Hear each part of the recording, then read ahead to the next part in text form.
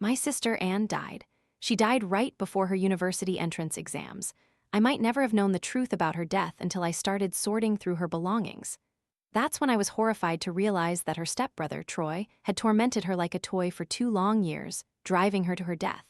And our so-called good mother, for the sake of wealth and status, chose to stand by and watch.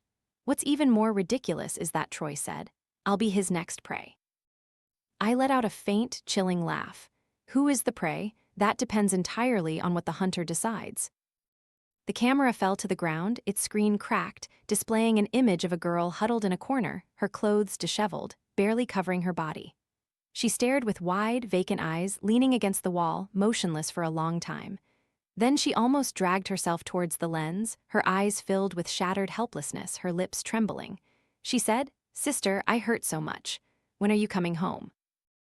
She recounted everything Troy had done to her over the past 2 years. The agonizing pain of broken glass shards piercing her knees, the hidden thumbtacks under her pillow, the smelly, burnt meals. Finally, she couldn't speak anymore, silently picking up a piece of broken glass from the floor. Watching this, my heart felt squeezed, a pain so intense I couldn't breathe. I watched the blinding crimson blood flow from her wrist, saw her body sway, then collapse, gradually sinking into eternal darkness. My mother said Anne committed suicide because she couldn't handle the pressure of exams. As she said these words, she beat her chest and stomped her feet, her eyes welling up with tears, looking exactly like a mother in unbearable pain. But Anne had always been optimistic and driven since she was little. She herself had told me that she would become the best photographer someday so I could live a comfortable life, without having to run around doing odd jobs to pay off debts anymore. How could an Anne like that commit suicide for such a foolish reason? It wasn't until I spent a whole week finding someone to repair Anne's camera that I finally understood. It turned out that the wealthy life my mother spoke of was bought with Anne's life.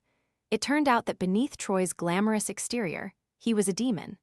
In the hidden corners no one saw, he treated Anne as his personal possession. He tormented her, taking pleasure in her suffering, knowing she had to endure it silently for fear of affecting my mother's marriage. And our good mother, to curry favor with her husband's stepson, coldly watched the atrocities, even covering up the truth. Ever since our family went bankrupt and my father became bedridden, I didn't blame my mother for clinging to the Song family for a life of luxury, abandoning my father and me. But I never imagined human nature could be so evil, that for money, she could watch her own daughter be trampled upon. I lay in the dark, my mind slowly becoming unusually clear. I took all my savings and hired a private detective to investigate everything about Troy. In the eyes of outsiders, he was a privileged darling, arrogant and invincible. But in reality, he was nothing more than a pervert, someone who found pleasure in destroying beautiful things. My sister was just another one of his toys. I looked at the girl in the mirror, appearing pure and fragile like a dodder flower, then slowly curled my lips into a smile. A prey like this, Troy must surely adore, right? On a night of pouring rain, I stood drenched, knocking on the door of the Song family's villa. My mother partially opened the door, poking her head out with an impatient expression, asking what I wanted.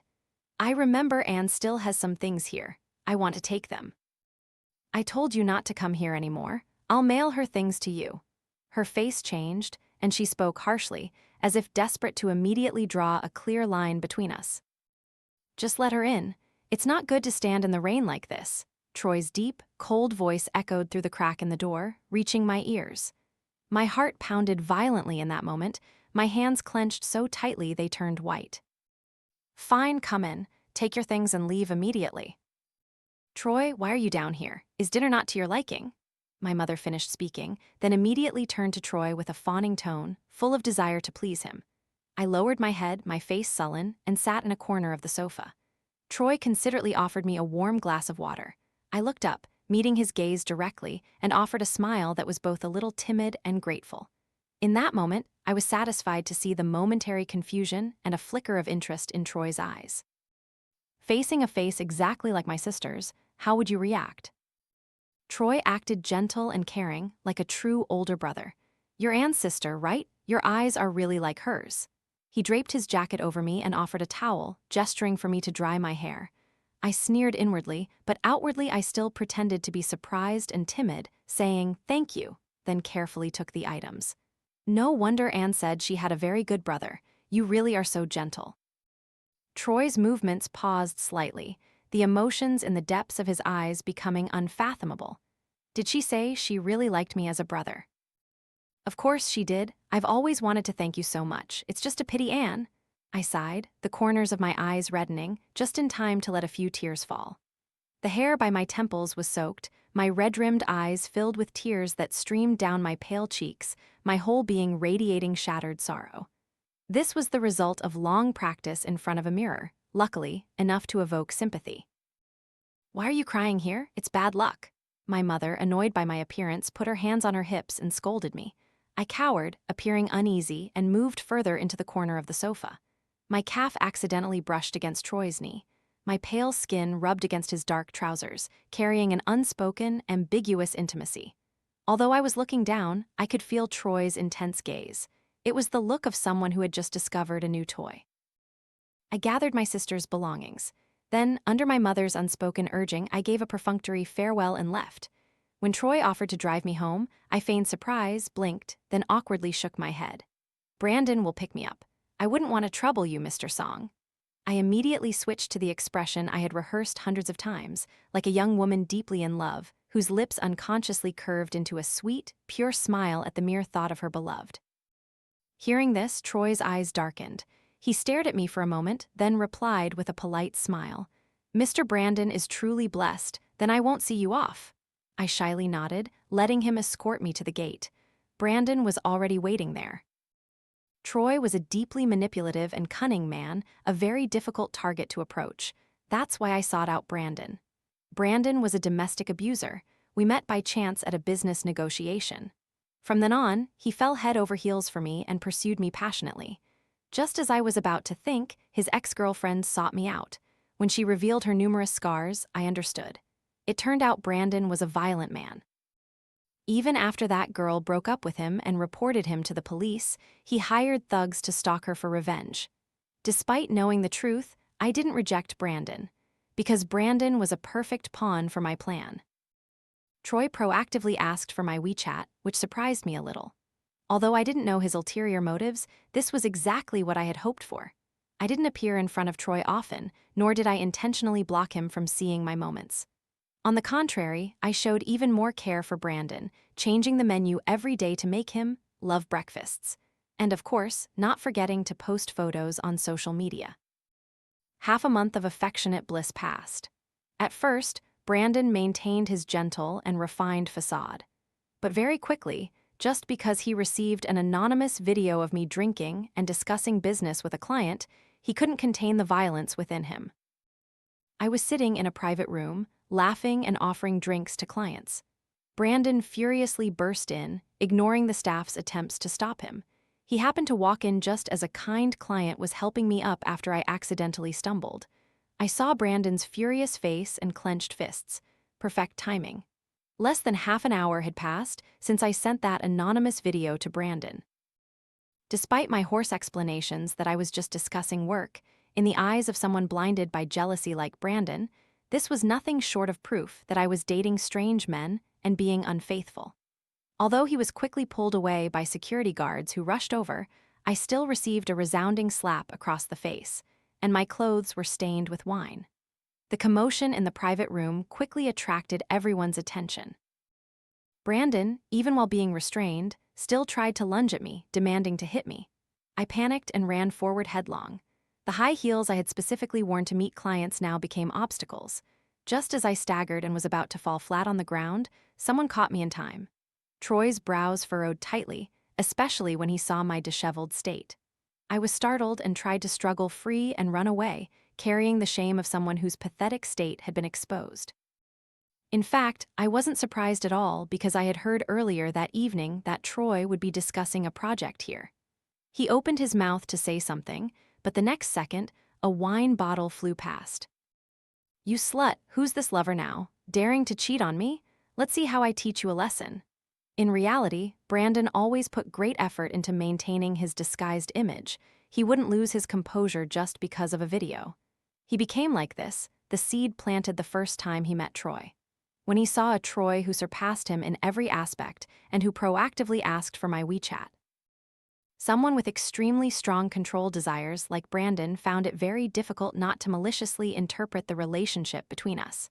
Even though I made love breakfasts every day and posted photos online to reassure him, to a suspicious person like Brandon, any slight disturbance was proof that I was fantasizing about someone else.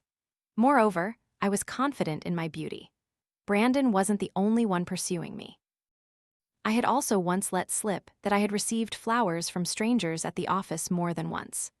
Finally, today, upon receiving the video of me drinking with a man, the fire of his anger erupted completely.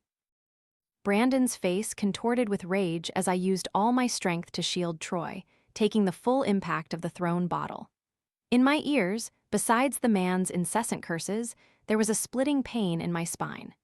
In the last moment of consciousness, I saw surprise and a flicker of interest in the depths of Troy's eyes. Troy took me to the hospital that very night. When I woke up, Troy was applying medicine to me. His movements were very gentle, but I was like a bird startled by a bent branch, shrinking back, accidentally revealing old scars on my arm. Troy suddenly grabbed my wrist, squeezing a little harder, frowning as he looked at my arm. It turned out that beneath my long sleeves, my fair skin was covered in terrifying old scars. He treated you like that, and you still didn't break up with him. Troy seemed utterly bewildered. Actually, these scars were not caused by Brandon, but by me. During countless replays of my sister's video, I had carved them onto my own flesh out of overwhelming pain and regret. Of course, I didn't explain, just trembled slightly, tears welling up, feigning the pitiful appearance of someone still trapped in a psychological nightmare. I don't know what to do. Brandon says it's because he loves me. You deserve someone better. That kind of person doesn't deserve you. Troy gently advised, his words full of hidden meaning. He stroked my scarred arm. It felt like a venomous snake's tongue licking my skin. I suppressed the urge to vomit, not pulling my hand back. Instead, my eyes reddened like a stubborn little girl unaccustomed to others' concern. When the man couldn't help but wipe away my tears, following the silver lapel pin on his chest, I saw my reflection with red eyes and glistening tears. Recognizing the possessive determination in Troy's eyes, I secretly scoffed. The main act has finally begun, hasn't it?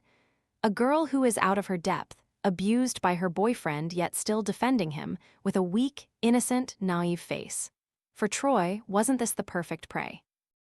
After a few days of sharing a hospital room, Troy grew increasingly attentive to me.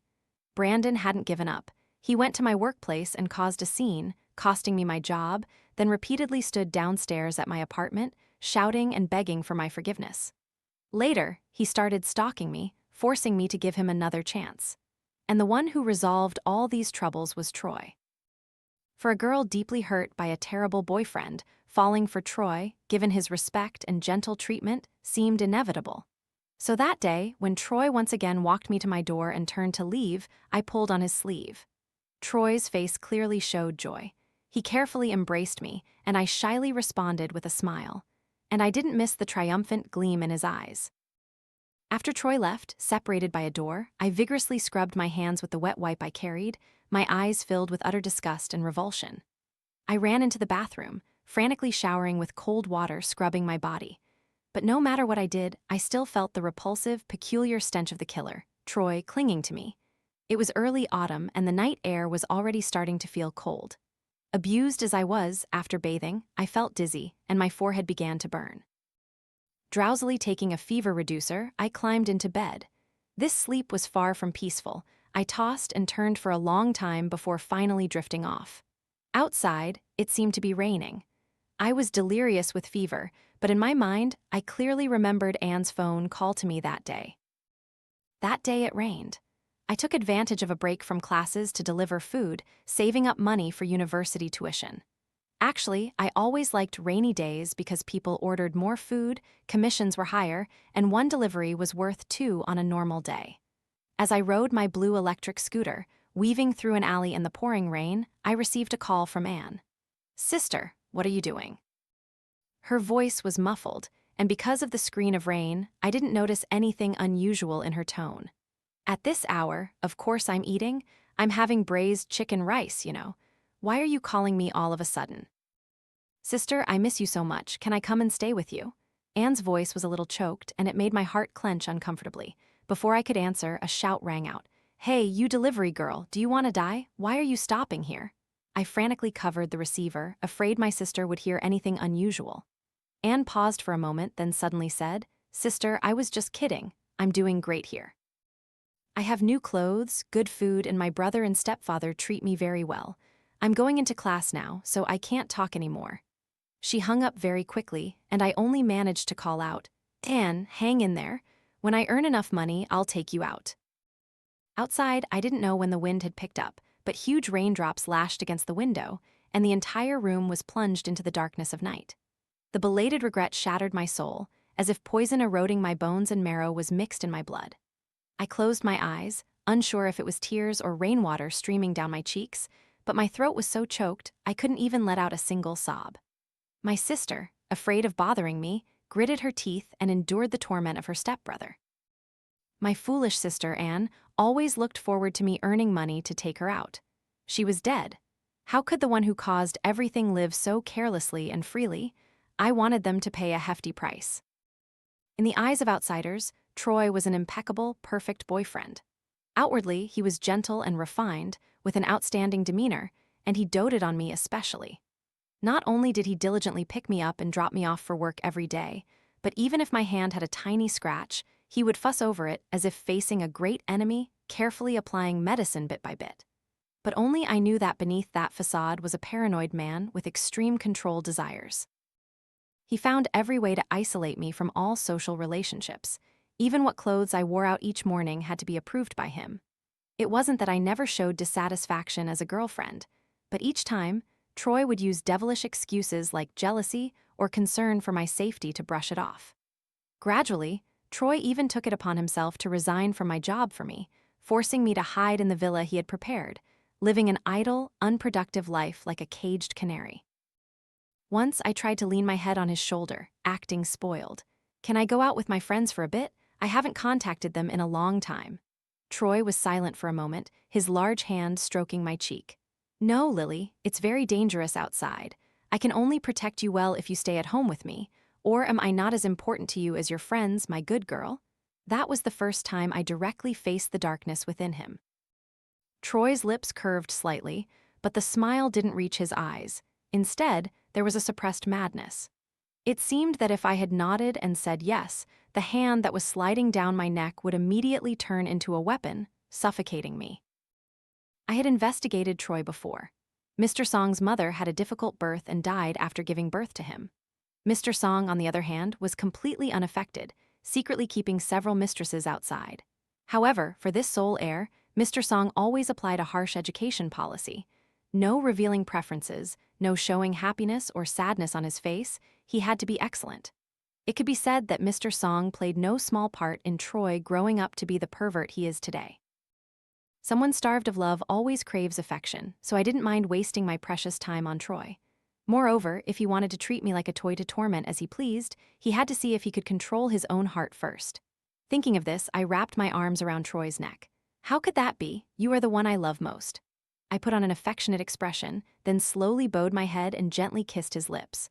Troy's chest burned hot. I saw his Adam's apple slide forcefully.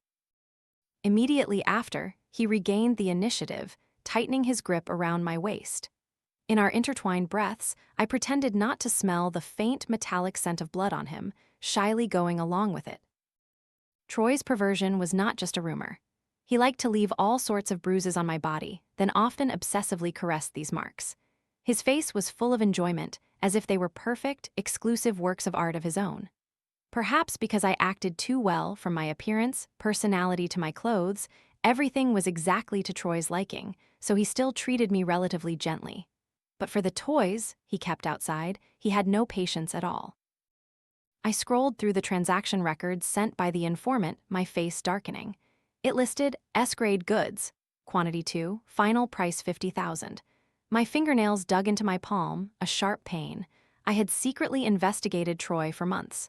Of course, I knew that Troy had built a secret pleasure den right beneath his sack, alluring beauty business establishment. Most of them were unfortunate girls sold into it by greedy, poor families, exclusively used to entertain the business partners of the Song family and the rotten rich boys just like Troy. Thanks to the help of these people, Troy's business flourished. To please clients, or perhaps to satisfy his own sick pleasure, Troy began to prey on innocent female students. He sent people to infiltrate schools to select his prey. They mostly targeted female students without money or power, from humble backgrounds. After careful preparation, the chosen prey would quietly appear at me-sac, becoming the so-called S-grade toys in the mouths of those beasts. And what I held in my hand was a part of the transaction log that I had painstakingly obtained. Those victims were not just my Anne. I slowly exhaled a choked breath, my chest still heaving with anger that was difficult to calm. It took a long time for me to pick up the phone and dial a number. Really? Lily, you're willing to meet me? I want to apologize to you on Troy's behalf. He was just too worried about me. He wasn't targeting you, about taking you to the police station. I hurriedly explained, my tone carrying the right amount of apprehension and hesitation. It's good that you're willing to meet me. Let's meet at the usual spot tomorrow at 7 p.m. On the other end of the line, Brandon sounded like he was grinding his teeth, but he still tried his best to appear deeply affectionate and earnest. As soon as I hung up, I couldn't help but burst out laughing. Brandon must have hated me to the bone. After all, that year, Troy, wanting to pursue me, shamelessly used money to bribe connections and had him thrown into prison. Since being released from prison, Brandon had constantly changed phone numbers to contact me.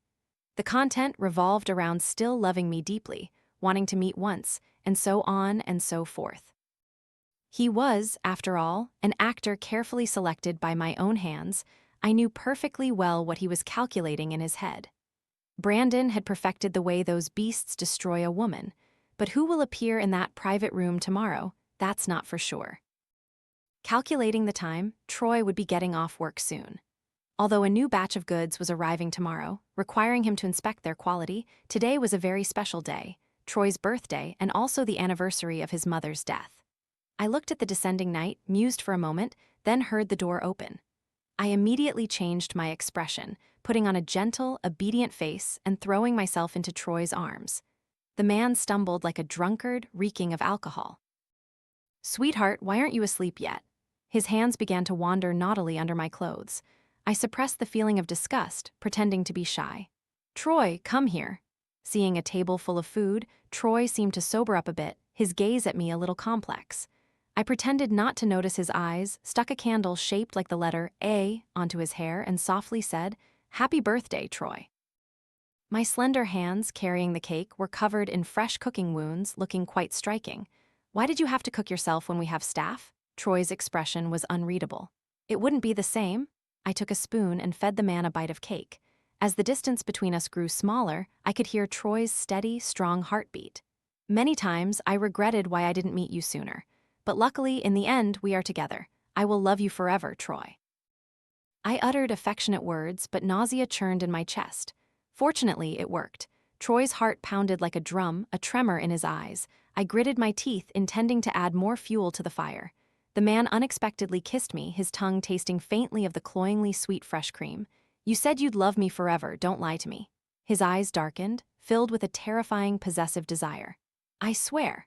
I looked directly into his eyes, my voice firm. It would be strange if he believed me. Perhaps because I had just been promoted to official girlfriend, Troy's actions that night were exceptionally gentle, carrying a sense of cherish and tender care.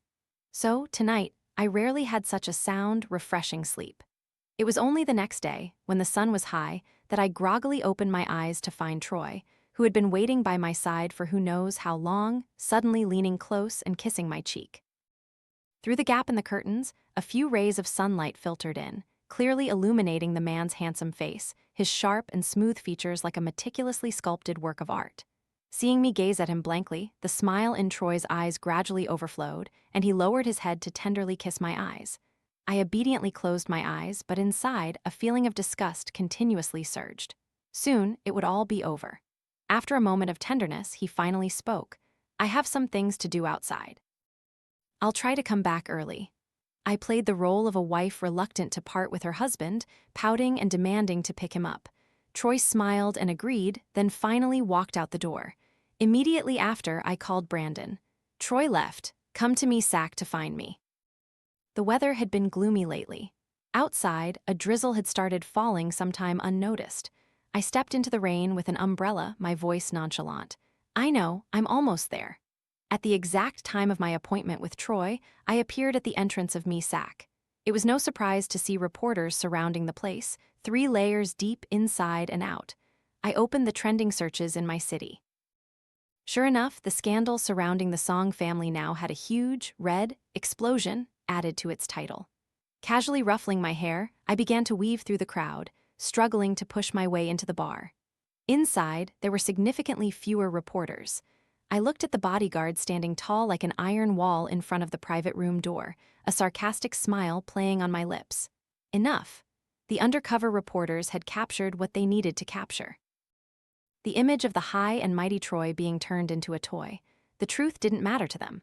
High society scandals would always be the public's most interesting gossip. The bodyguards didn't stop me, and I smoothly walked into the room. Before I could even clearly see everything inside, I heard, "You shameless, disgraceful woman, you don't deserve to be my son," followed by a crisp slap. Mr. Song, fuming, brushed past my shoulder and walked out. It was then that I saw Troy, his whole body drenched in sweat, sitting emotionless on the sofa. "I've come to take you home, Troy."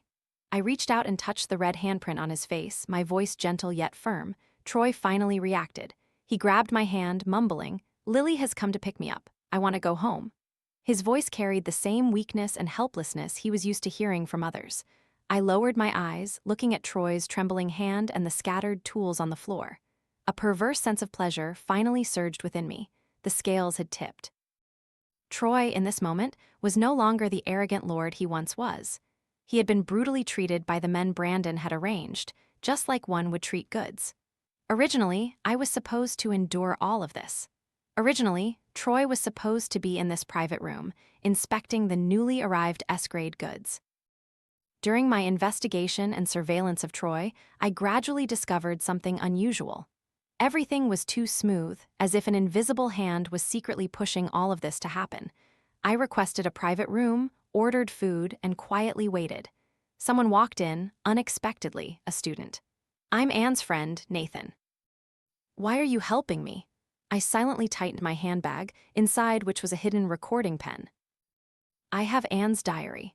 Sending you some documents was just a convenience, but how to completely bring Troy down still requires your action. Anne once helped me. This is a debt I haven't fully repaid to her." Nathan's clear eyes held a maturity that didn't belong to a student his age.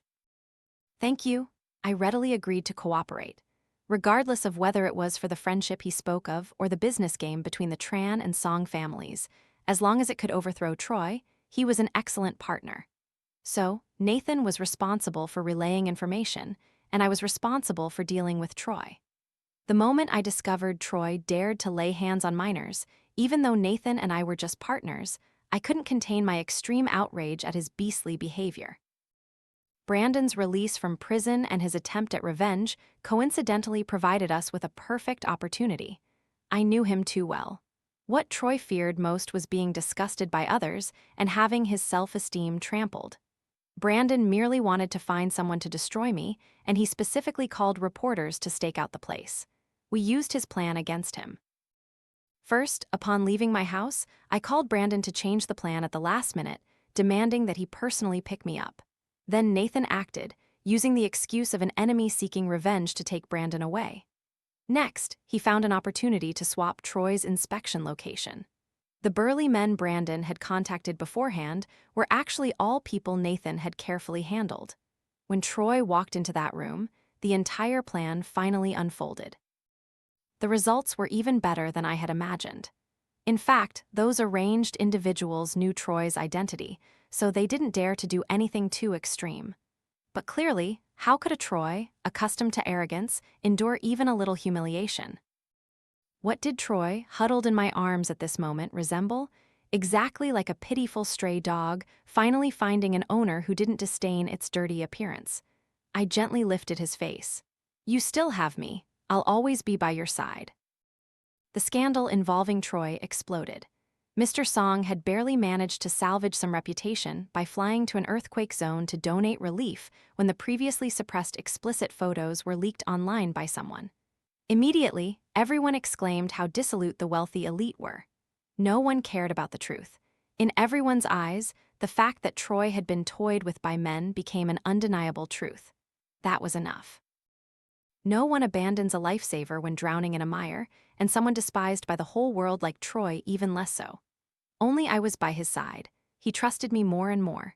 The insecure little dog only knew how to bare its fangs and claws to fight for its owner's affection. He began to show paranoia and jealousy, flying into a rage at the slightest provocation, just because a strange man happened to glance at me. Just like Brandon years ago, I became even more attentive to him. It was only once, when I was leaning in his arms watching TV, hearing a character in the movie exclaim, "Where is my sister?" that I suddenly became lost in thought. I began to tell Troy about my sister. I said Anne was the most adorable and understanding child in the world. Troy's arm, which was wrapped around me, stiffened. I could clearly see the guilt and fear in the depths of his eyes. From then on, he became meticulously cautious in front of me, secretly sending people to destroy traces, afraid that I would discover he was the culprit. Oh, Nathan also told me that he had donated money to Anne's school. Seeing his hypocritical demeanor, I suddenly grew weary and said, "Let's get married." Troy tightly clasped my hand, choked up, and said, "Yes." He had waited for this day for too long. Everything would end right at the wedding. Troy had proposed marriage more than once. In his mind, once we were married, I would be with him for life. He poured all his energy into preparing for the wedding, sparing no expense to hire a renowned designer to make my wedding dress. He even invited reporters to cover this wedding of the century. He made it so grand, simply because he longed for a legitimate title to officially bind me. The video Anne left behind, I used it to torment myself over and over again. Now I projected that video for all the guests to see. Along with it were the transaction records of Troy's human trafficking that Nathan had sent. The wedding was completely ruined. He wore his groom's suit, his eyes bloodshot, looking at me, asking, "You knew from the beginning, didn't you?" I pointed to the screen, smiling faintly. "You mean the fact that you tortured Anne and caused my sister's death?" His eyes showed a stubborn madness. He squeezed my hand tightly. "You never loved me, did you? You didn't really think I would love the person who killed my sister, did you?" I tilted my head, looking at him with the very same eyes he once praised as the most innocent. He looked like a lost soul, his face drained of all color, staring blankly at me as if he only now realized who I was. After a long moment, he slowly sank to the floor, covering his face, warm tears streaming through his fingers. I stood above, looking down at the broken Troy, and slowly spoke, "Do you feel pain too? Does this pain even compare to 1/10,000th of what my sister suffered?" As the police led him away for human trafficking, his mouth kept calling out, "Lily." I picked up my wedding dress, turned my back, and didn't look back once. Troy went to prison, but Mr. Song's side showed no reaction. "Your mother is 5 months pregnant. Old Mr. Song is overjoyed to have another son to carry on the family name." After Nathan told me, I finally understood.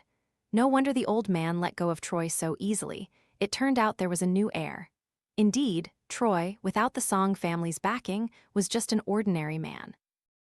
Returning to my rented room, I caressed my sister's photo, finally feeling an unprecedented sense of relief. That night, I rarely slept so soundly, but the next morning, as soon as I woke up, I was met with Troy's bloodshot eyes. He was still wearing his prison clothes, his whole being radiating despair and gloom. I gripped the knife hidden under my pillow, coldly asking, "Why are you here?" Seeing me look at him with eyes full of hatred, a flicker of tears seemed to pass through Troy's eyes. Suddenly, with a thud, he gritted his teeth and fell to his knees before me. He said, "I beg you, please don't look at me like that. Can't we start over?" I used the tip of the knife to lift his chin, my voice thin and cold. "Never. I will never forgive you or people like you. No, someone who once tormented Anne deserves to live their whole life in regret and suffering. That was a human life. And yet you dare to dream of my forgiveness?" Troy had gone mad. After hearing my words, he was silent for a moment, then mumbled like a deranged man, "All I need to do is atone, right?" My eyes coldly watched him stumble, grab car keys, and dash out. Then I called 911. "Ridiculous. What do you have to atone with? Your worthless life?" I scoffed, no longer bothering to care. Troy would be caught by the police and spend the rest of his life repenting in prison, and I would never see him again. A few days later, I received an anonymous message, simply telling me to wait on a certain street. I called the police again. When I arrived at the meeting place with the police, an accident had already happened. Onlookers said that a madman had driven straight into a pregnant woman. As if sensing something, I looked up and saw Troy leaning against a car on the opposite side, covered in blood, his face as white as paper. He looked like an animal driven to a corner. Amidst the crowd, he glanced around and saw me, his eyes filled with extreme sorrow and despair. Even when the police rushed from behind and pinned him to the ground, he stubbornly craned his neck to look at me, as if knowing this was our last meeting. Troy really did get revenge for her. He escaped from prison and was on the run for several days.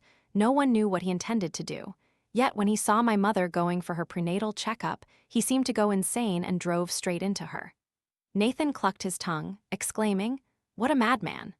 Due to the extremely serious nature of the case, involving attempted murder, Troy was sentenced to life in prison. As for my mother, though her life was not in danger, she gave birth prematurely due to extreme fright.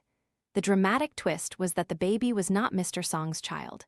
To quickly solidify her position as Mrs. Song and undermine Troy, while old Mr. Song was already advanced in years, she boldly had a child with someone else. Mr. Song flew into a rage and kicked her out of the house. Everything fell apart, her dream of wealth vanished into thin air. She became deranged, and along with her new partner, she even came to my place to cause trouble. I ignored it all, living my own life. Until one day, I read news in the paper. A woman intended to commit suicide with her 4-year-old daughter. When discovered, the woman had stopped breathing, and the child, huddled in a corner, had been starved for several days. What was even more heartbreaking were the child's body, covered in interwoven old and new scars. Neighbors said the child usually couldn't avoid her mother's beatings and scoldings. I held my phone, looking repeatedly at my sister's photo, thinking all night. Finally, I took out my household register, which now only bore my name, and as an older sister, adopted that child. On the way home, the little girl was completely silent. When she accidentally fell on the stairs, she just quietly got up by herself, ignoring her scraped knees, just like a lifeless wooden doll. Looking at her, I hid the surging emotions in the depths of my eyes, wiped the dirt off her leg with a wet cloth, and then, at home, disinfected and carefully bandaged the wound. "Does it hurt?" I asked softly. Perhaps never having been treated so gently, the little girl stared at her bandaged wound, lost in thought for a long time before innocently replying, "No, it doesn't hurt." I reached out to her, my voice gentle. "What's your name?" She was silent for a long time before saying hoarsely that she didn't have a name. A dull ache throbbed in my heart. The image of the little girl before me overlapped with another figure in my memory. It wasn't until warm tears streamed down my cheeks that I realized I had been crying. "Will you let me take care of you from now on?" The little girl's dark eyes looked directly at me. After a long moment, she clumsily took a tissue, wanting to wipe my tears, and then said, "Yes, I will. Can you name me Nina?" Nina as in peace and security, Hi as in hope and light. May your life be like the brilliant sun, drying the dewdrops of suffering. All grievances will be carried away by the wind.